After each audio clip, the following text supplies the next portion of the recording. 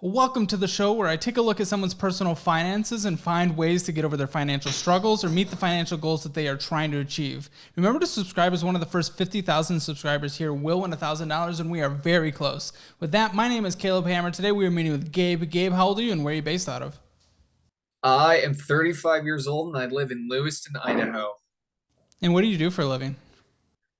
I am a nonprofit executive, which sounds super formal, but I'm the executive director of a small nonprofit here.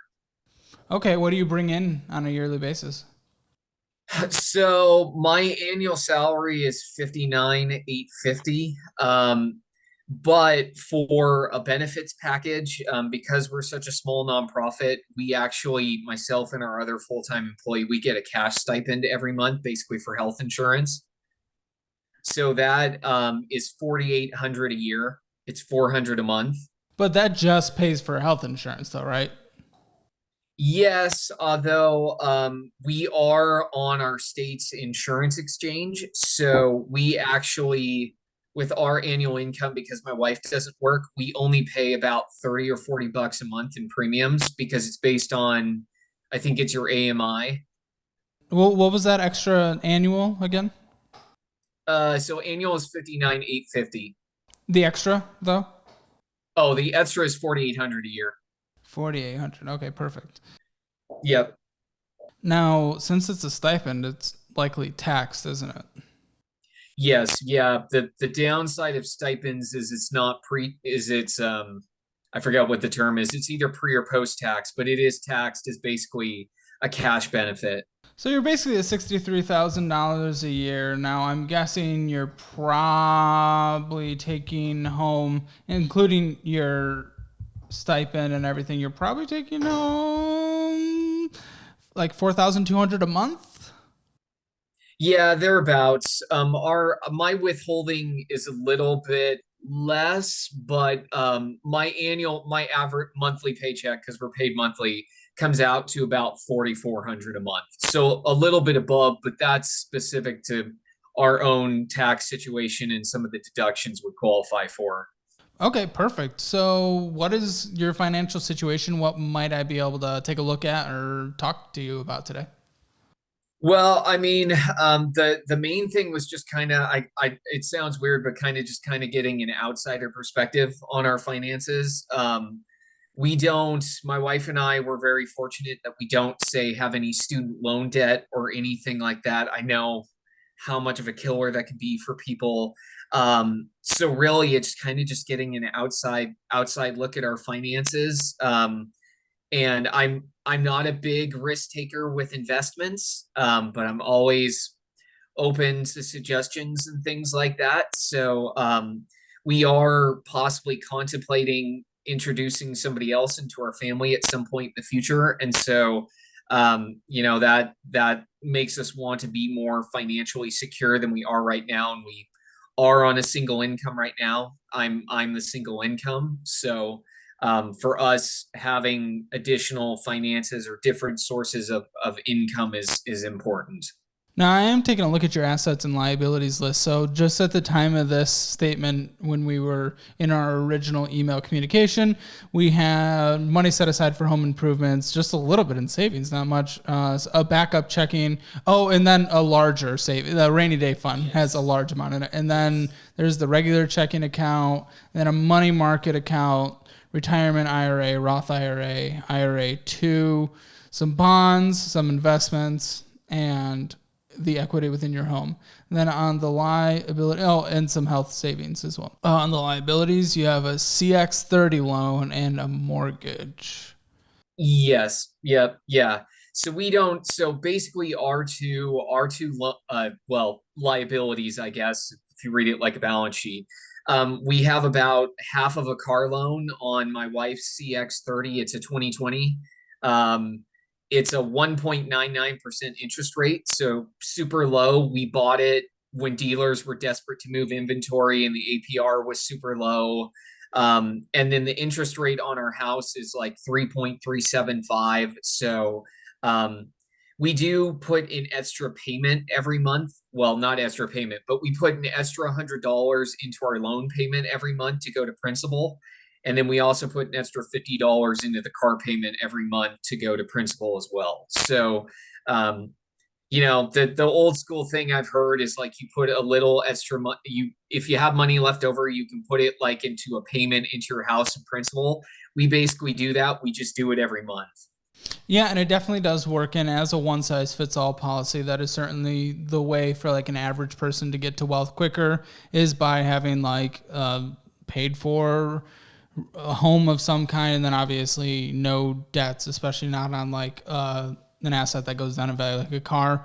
That being said, if you're an intelligent individual, which I'm picking up that you are, don't know you enough to say that for sure, but in general, you can leverage some stuff here and there. In terms of what I would do, I actually would not pay off that low of an interest rate car early. I would not pay off that low of an interest rate home early, because the money works better for you if it's being used in the markets, especially in a place where you get like an average 10% annual return like the S&P 500. But I would love to hear your logic behind why you're doing that, other than it's because it's what you heard. So, I think the logic behind why we've continued the $100 extra a month is because, well, we have the money. And we also are able to have other savings that we are able to bring over to, say, invest in the market if we wanted to. Both my wife and I are very risk averse. And so when the market was lower, we actually didn't put any more into the market in the traditional sense. We actually invested a big chunk, well, not a big chunk, but about 2/3 of our the savings account, the big one, we actually put into like a 3-month CD at 4%. So, it doesn't return 5 or 10%, but it's a 3-month CD at 4%. So it's going to return like $1,000, and then we can decide what we want to do with it. But at that point, it's not even keeping up with inflation.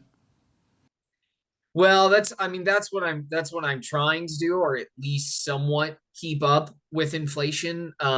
My income has gone up significantly the last couple of years. I guess I should have mentioned this at the intro, but I also do a couple side businesses as well. So I'm also a fitness instructor at a local gym, and that brings in about 2,500 a year before taxes.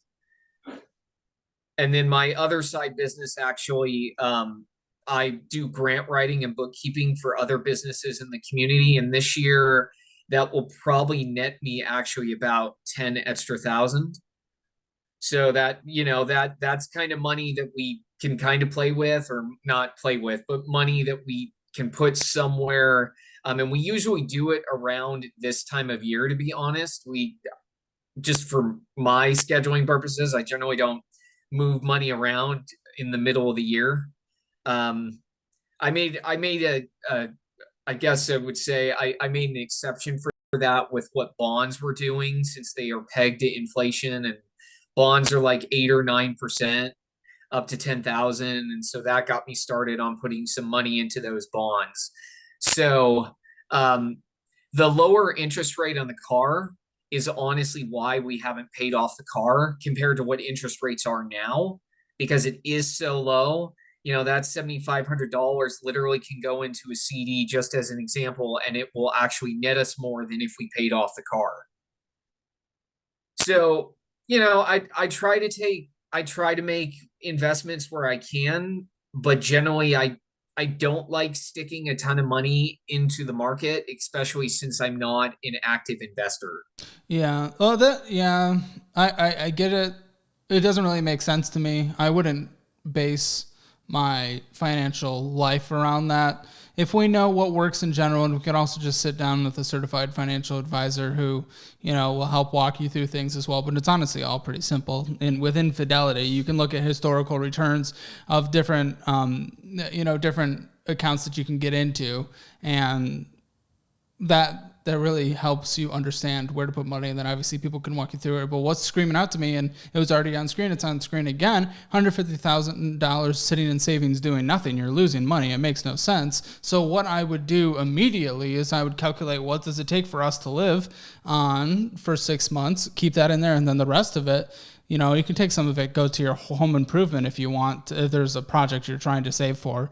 I would take the rest of it and throw it in the market immediately. So out of that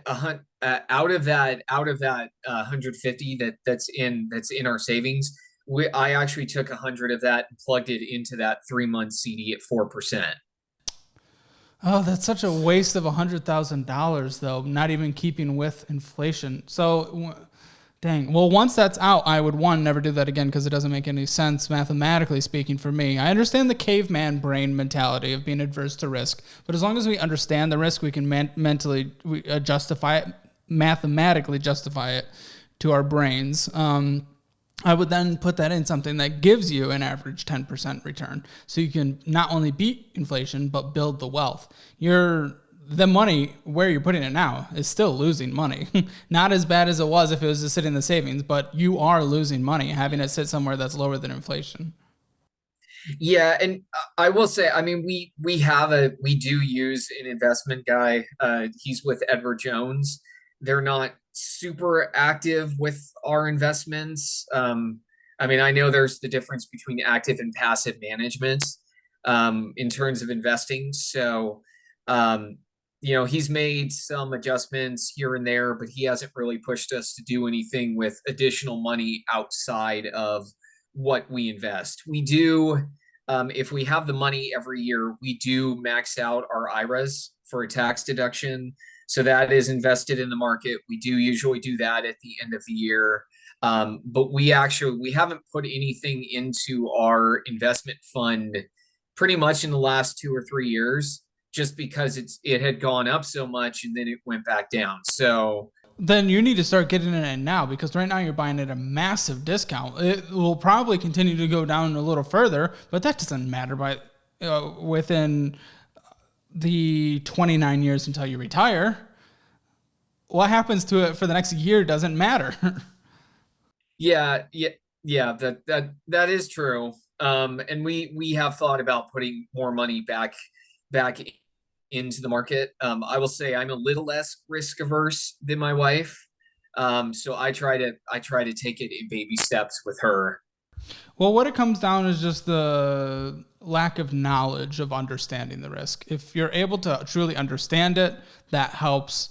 If it just becomes caveman brain fear, then that really holds you back. So for the next, until you retire in 29 years, if you keep it somewhere and you continue doing the 4% thing over and over and over again because it's less reverse and it's less risk adverse and it's more guaranteed, within that 29 years the $100,000 will become $514,000. Woo, great. It's honestly probably where money will be worth, where inflation is at that point anyway, so it'll be worth $100,000 today in today's money. Or you could put it in the S&P 500 and it'll be worth 2.5 million. Which one's better? I choose the one worth 2.5 million. Well, I'd choose the one worth 2.5 million. So, and if the S&P 500 does not continue that return and it's even worse, then we're essentially talking about the end of the US economy and it just doesn't matter at that point anyway. yeah, that is true. I mean, the market can't really dip much. I mean, it can dip more, but it always bounces back up. I mean, that's the historical trend of the market. Yeah, which is what I place my investment decisions on. And again, it doesn't necessarily have to go up, but if it doesn't, we're not going to be worrying about this. Right. Yeah, that's true. Yeah. So that's what's screaming out to me immediately. If you want to do this, there's nothing. There is technically mathematically wrong paying off the car or mortgage early, but if you want to, it's not the worst thing in the world to take from that $100,000 once you get it, or from the $50,000 that's in there and just pay off the car or put more towards the mortgage. I wouldn't personally, and I only answer things of what I do because it's not official financial advice. It's just what I would do if I'm sitting over there. And then if you don't let the money work for you, you do not need to have money in savings that is more than 6 months of what it takes for you to survive. I would say what we have.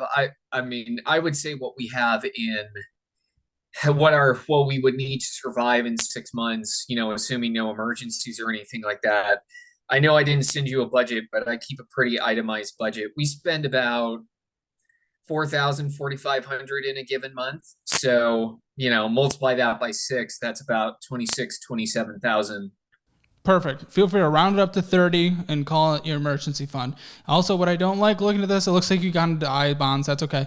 And then I don't like 19,500 in bonds and $4,500 in 1 year CDs at 3.15. You're still losing money. I will never understand actively choosing to push a button that says lose money, which is what that is. That was actually recommended by our investment guy. Okay, well, at least it's somewhat keeping up with normal inflation. He might be understanding in the conversations with y'all, he might be doing what a good financial advisor does, understanding that you don't like risk, but he still wants your money to at least be doing something for you. And this is a way to do that and not make you guys stress out. What I'm saying is, all right, we understand that our emotions, we're the most intelligent species on this planet. Yay, good for us. We still have an incredible amount of flaws. So, and one of those flaws is stuff like this, where we stress about stuff like this, but we can just justify the math. Again, only what I would do if I had this, once that money's released, I would invest it all immediately instead of pushing, again, the I lose money button. You're not losing as much if it was just sitting there in cash, of course. Of course. Yeah, and I'm in talks with our investment guy right now about what to do with that 19,000 that's in bonds, because that is an ultra conservative investment that is doing nothing. So, I would probably move that money into our regular mutual fund and bump up how much we have in there, irregardless of what I would do with the other funds that we have, because at least that money would be working for us. And I know that the money that's been sitting there, it's doing nothing. Yeah.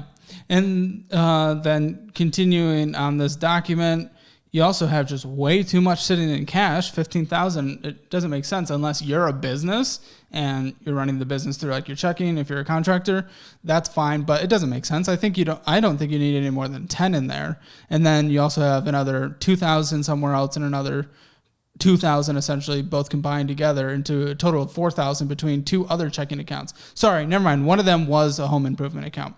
I was wrong on that. So yeah, but you have an additional 1,445 sitting in another one. If you have to have that, whatever. But I wouldn't keep more than 10,000 in the other one.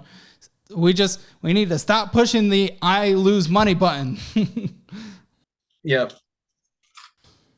Now, I know it intuitively, and it's also getting my other half on board. I handle finances in my day job, although I am super conservative with finances because it's running a nonprofit. There's no guarantee of revenue coming in. So we by definition have to be conservative.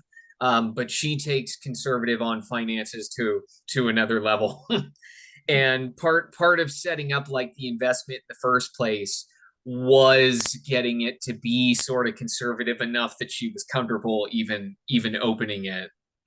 Yeah, that just comes down to education and getting out of the caveman brain mentality. If she has to sit down with a financial advisor who will fully explain to her just the logic behind it and approach her from her own perspective, that might help. If it means sitting down with a therapist, maybe she's just overly anxious about this kind of stuff, that's totally fine as well. A lot of people are, and that might help. If it just comes down to showing this video, I don't know. But we need to escape the caveman brain mentality and go for the real world logic. And then I want to talk about your different IRAs. We have some Roth IRAs and traditional stuff as well. No, we'll talk about that other thing in a second that I was just about to say. But what type of funds are these IRAs in? So I don't know exactly. I'm pretty good with money, but I don't know that much about investing. So I think they're traditional money markets, but I don't know what funds they're nestled in. Okay, so none of your money is invested in anything good, then, we've learned. I was hoping some of that. Because I was just about to talk about the $40,000 sitting in the money market account. Like, okay, if we're setting some money in a money market account on the side because we're saving for a purchase or something, fine. If it's just sitting there because it's sitting there and we don't know what to do, and then all of a sudden our different investment accounts, our Roth IRA and our two IRAs are just sitting in money market accounts, Your money is not keeping up with inflation. It's at least keeping up with normal inflation. So that's fine. But essentially what you're saying for the $427,177 that are in different accounts, you're essentially saying if it's normal inflation, we are keeping the value of that $427,000 the same until we retire. It'll be a larger amount, but it will be the same value as today with normal inflation, essentially. It'll be worth a little more. If your average return, I don't think your average return's 4%, though. I think it's actually going to be closer to like 2.5%, 3% across all these accounts. If with the money markets and stuff. I mean, I'd have to annualize that over 5 years, which I don't know off the top of my head. I think it has, with the dip in the market, I think it has turned out to be around 2.5%, 3%. Let's be generous and just say 3% of this. And then because some money's in the checking, we'll just call it the $400,000 that's invested. And it's at 3%. By the time you retire, that'll be worth $1.1 million. That's incredible. That's great. But that's honestly just what's worth $400,000 today if we're keeping up with normal inflation. Or you could put it in the S&P 500 and it'll be worth just under $8 million.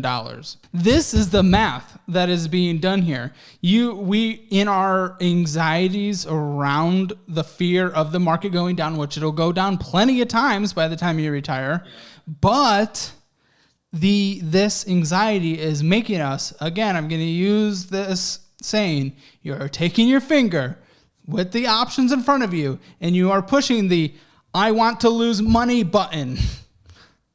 Yeah. That is how the math works. If we just bring it down to the most simple form, you are choosing to lose money versus make money. Yeah. Yeah. Yeah. For the second, for having the second set of eyes on your account, that's the second set of eyes. I would not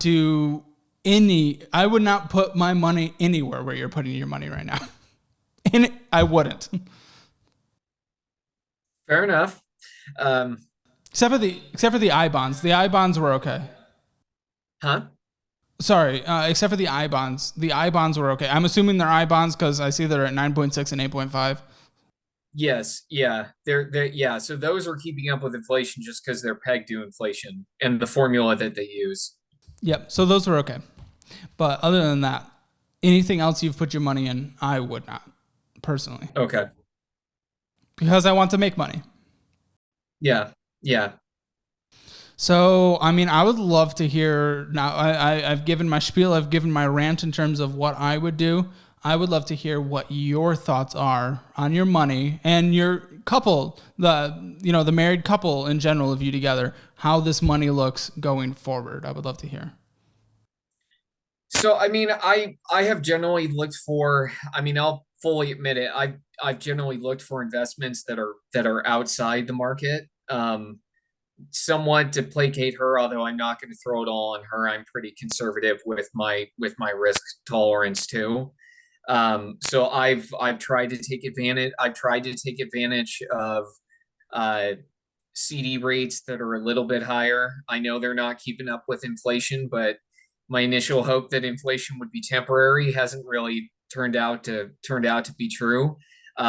So going into the new year, it was my plan to actually start shifting some money around into the market, especially as the market jumps back up, and looking at where our account has been the last couple of years. I will say most of my effort this year has been getting extra income coming in from my side job. It's not an excuse. It's just, so many eggs in the same basket. And I just haven't been able to really focus on shifting money around and putting it into investments. So it's something that I know needs to be done. I just am kind of gonna hit it strong at the beginning of next year or later this year. They've done a great job budgeting. They've done a great job saving up money, but they haven't done a great job growing their money. So Hammer Financial score 8 out of 10. Subscribe and check out all the fun links in the description below. Thanks.